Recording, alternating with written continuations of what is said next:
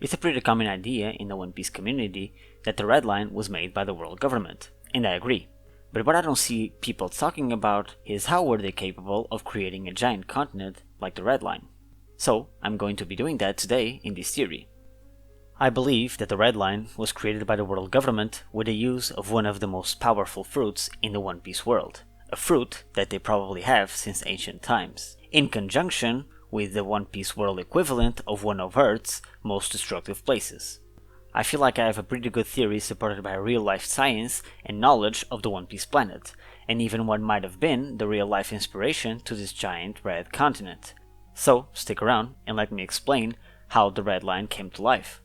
During one of my rereads of One Piece, in chapter 606, when the Straw Hats were on their way to Fishman Island, I noticed that the underwater region that they are going through and that is right next to the Red Line is an underwater volcanic region, with huge volcanoes that are extremely active like we see in the next chapter, chapter 607. During their great pirate adventure, the crew encounters volcanoes a few times while sailing through the world of One Piece, like in Little Garden and even Punk Hazard. But just like in our world, there are regions where volcanoes are more predominant than others.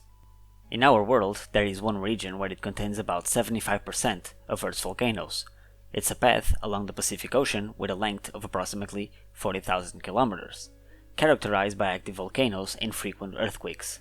This place is called the Ring of Fire. Being Oda from Japan, a country located in the Ring of Fire, I'm more than certain that he knows what the Ring of Fire is. So, could it be that Oda implemented the Ring of Fire in his story? I believe so, and the reason for that could explain a lot about the mysterious creation of the Red Line. I believe that the Ring of Fire equivalent of the One Piece world exists, and that it is right where the Red Line is located, making it one of two tools that the world government used to create the Red Line. Now, let's look at some details that could indicate that the Ring of Fire really exists in the One Piece world. So, for starters, the Ring of Fire is always represented as, can you guess it? A red line that stretches across the ocean, but in this case in the form of a horseshoe, like you can see on screen right now. But if it didn't have the form of an horseshoe, but instead was extended across the globe in a straight line, wouldn't it be even more similar to the Red Line? This is probably how the Ring of Fire is shaped in the One Piece world. Instead of being in the form of an horseshoe, like in our world, it's shaped in a straight line extended across the globe.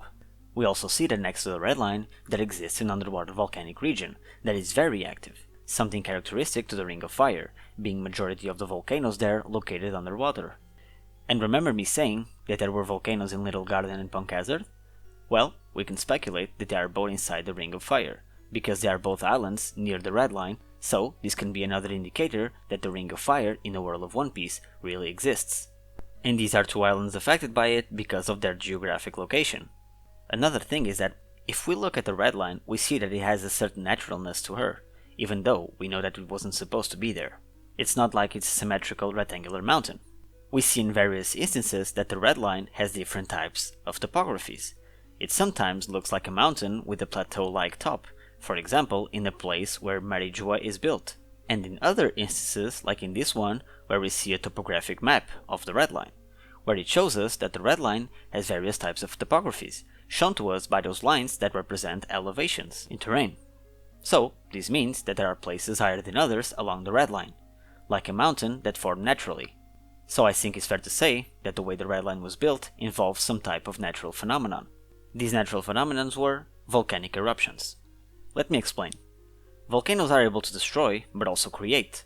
A lot of islands and mountains from our world were created from volcanic activity.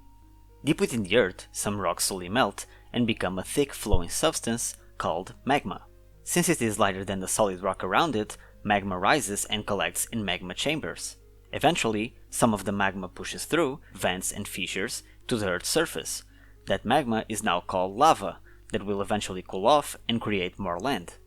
I believe that this is one of the keys to the birth of the Red Line, but to create something so massive there needs to be more than just normal volcanic eruptions. So, up until now, I explained that I believe that the Ring of Fire was one of the keys to the creation of the Red Line. Now, allow me to explain what the other key might have been. The world government, with a purpose to divide the world and reign supreme quite literally above everyone else in the world, see the volcanoes of the Ring of Fire as tools to create the ultimate obstacle to freedom. So, to create what we know today as the Red Line, it was necessary to activate every volcano in the Ring of Fire, which will create a lot of landmass that will divide the oceans like we see in present time. But how would it be possible for them to activate volcanoes at will? Well, the way that I see possible for them to do that would be with the power of one of the most destructive fruits that exists in the world of One Piece, the Mago Mago no Mi, a devil fruit that I believe it's possible to have always been at the ends of the world government since ancient times, and still continues to this day to be passed down by the world government to the person that they can entrust the most to bring absolute justice to the world they rule, without questions asked. And in current times of this story, that person is Akainu, the perfect vessel to this fruit that built the Red Line and brought the absolute power and justice to the world government. I explained previously how a volcano normally erupts, but if a person with the power to control magma wanted to, he or she could activate the volcano anytime they wanted to, if we think about it. That person is Magma, and we see what Akainu was capable of doing during his fight with Aokiji. He changed half of an entire island completely. A person with this type of power could use volcanoes as an extension and even in answer to its power, and could probably multiply the force of a volcanic eruption by a huge amount. A volcanic eruption can make trigger other volcanic eruptions if the other volcanoes are close by, and this could be how it was possible for the Red Line to be created by the user of the Mago Mago no Mi in ancient times. A belt-shaped volcanic region around the world of One Piece, full of volcanoes, some inland and a majority underwater, that were all erupting at the same time, forcefully, by the Mago Mago no Mi user. Having maybe Reverse Mountain as the starting point to this chain reaction, because we can see in this map that Reverse Mountain could be the tallest point of the Red Line and possibly a giant dormant volcano, creating a giant landmass over time when the lava cools off, giving birth to a new continent, called the Red Line. Another interesting thing that I thought about is that this could possibly even be significant to the reason behind the Void Century. A good chunk of the world will suffer from the repercussions of activating all of the volcanoes of the Ring of Fire.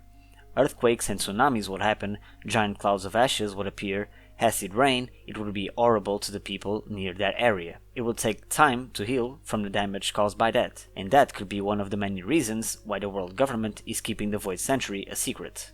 And to end this theory, here you have an image of what might be the real-life inspiration used by Oda to create the Red Line, the Red Cliff in the Oki Islands in Japan, and even a justification to how the color of this cliff came to be.